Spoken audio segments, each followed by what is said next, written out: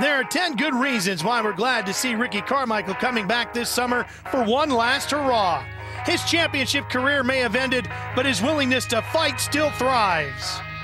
But there's also one other reason we're glad to be outdoors. That's because of newly crowned AMA Supercross champion James Stewart, the only rider to beat Carmichael in 4 years of motocross. The 2007 AMA Motocross season opener from Hangtown is next on Speed.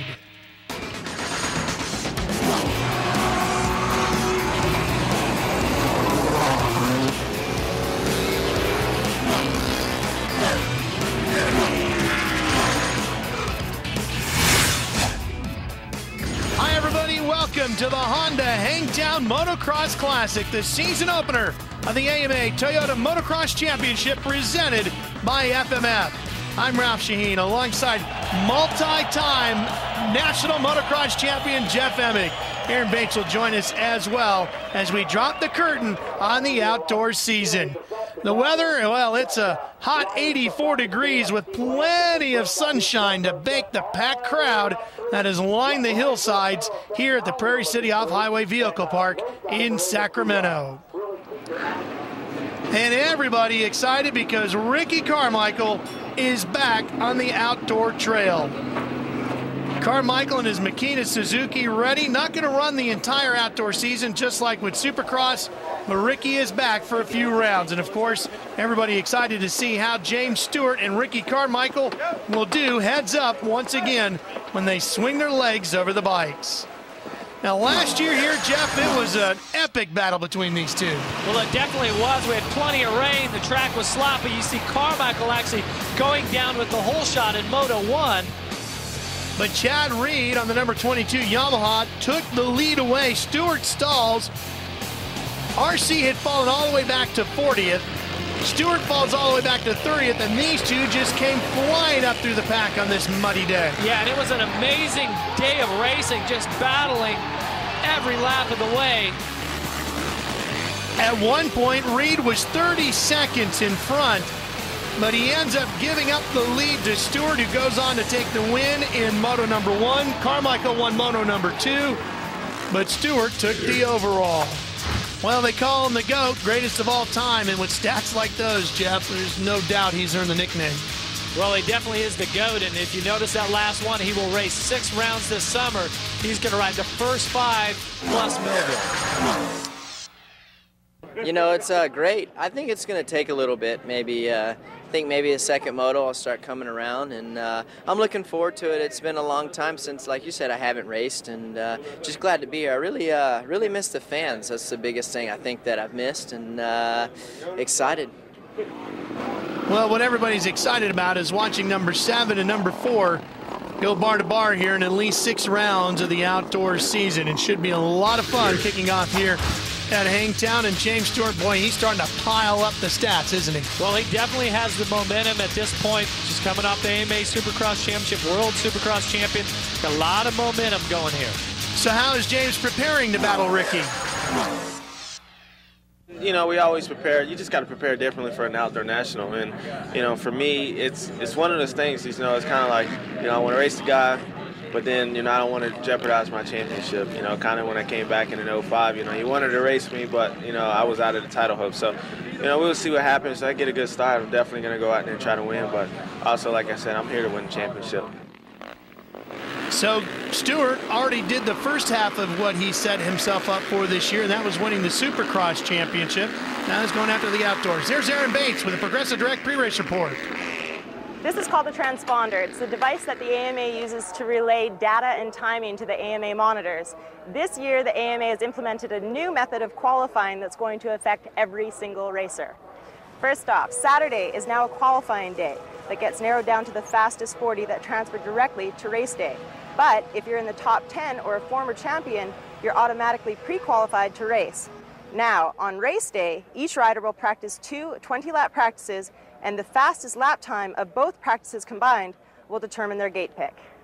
I asked manager Steve Whitelock the reasoning behind this method coming in this season, and he said it's to make sure to utilize the practices, make sure that they're more important, and it's also to filter out all the amateurs coming into the pro ranks to make sure that their conditioning is up to par to compete with these top riders in the pro ranks. Well, I think, you know, right there with this qualifying practice, they want to get the top 40 riders in the world into these events. But it definitely makes practice really important at this point because it counts for your gate pick. Here's our format for the Honda Hangtown Motocross Classic. 40 riders in the gate. We're going to have 2 motos, 30 minutes apiece plus 2 laps. You got to like that shot right there of that brand new front tire. Sharp edges. Oh man, he's going to need it because the track today is one of the best tracks I've ever seen here at Hangtown, but it's going to be tough. Here's our Suzuki starting grid. And of course, everybody going to be focused on the Carmichael Stewart battle, but no Chad Reed this year. No Chad Reed, but what we did see here was Kyle Lewis. This is going to be his final season of racing motocross, so this is his final Hangtown. And if you didn't know why we're not going to have Chad Reed, it's because he's decided after the Supercross season not to come play around with the outdoors this year. We'll be right back.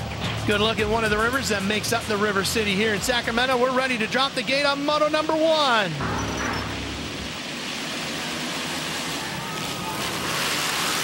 James Stewart sliding into turn 1 to take the whole shot. And it looked like Tim Ferry, the 15 on the other Cowie, was right up there also. Michael Lessie with a great start. Look at Stewart go off the course. He's dropping way back, maybe even out of the top 10. And that's not how you want to start the season. You get that whole shot, you stay nice and clean. Dirt Diggers have done an awesome job of preparing the course here today. It's one of the best Hangtown courses I've ever seen. But right now there's a lot of roost, a lot of water on the track. So everybody behind the number 4 here, Ricky Carmichael, they're going to be a little muddy after this first lap. Ricky Carmichael has the lead. Michael Lessie on the KTM sits in second. Tim Ferry on the number 15, Stewart's teammate on the Monster Energy Kawasaki, rides in third. So has the number 4 here, has he been vacationing and hanging out with the family, or has he been working and training? I'm not sure if he's retired or not. He's always working. Let's see what happened with Stewart. Stewart gets a little sideways off the drop-off and misses his line, hits a huge break and bump, gets the rear wheel off the ground, and look at that, he just keeps it inside of the banners. While all that was going on, did you see how much speed Carmichael carried into that corner as he took the lead away from Michael Lessie there on the 800? Well, there's no doubt that that sort of speed is what's catapulted Carmichael to 10 motocross championships, every one that he's ever entered.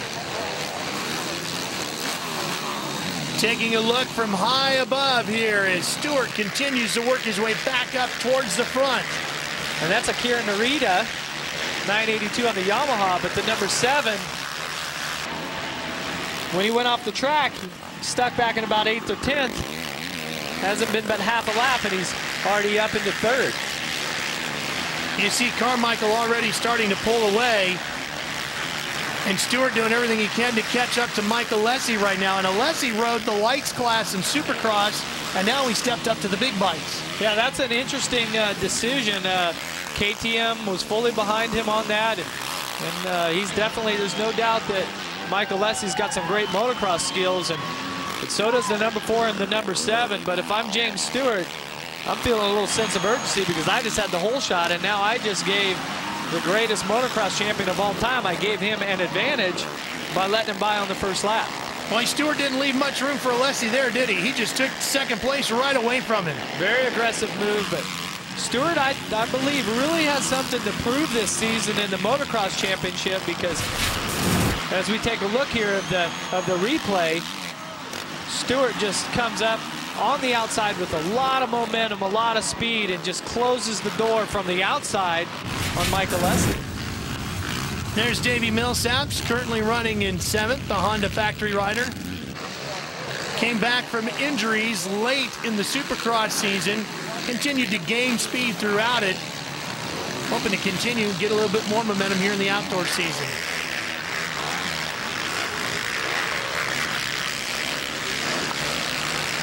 Back to Michael Lessie, still holding down 3rd. Jeff, the bigger, the faster the track in Supercross, the faster Lessie went. He really likes the outdoor stuff, doesn't he? He definitely likes the outdoor stuff. And the Supercross, he was a little bit hot, cold. We've seen him have a great ride at Orlando. But right now, he's got Tim Ferry closing in on him early in the first moto. And Ferry has been extremely strong this year. totally dialed in.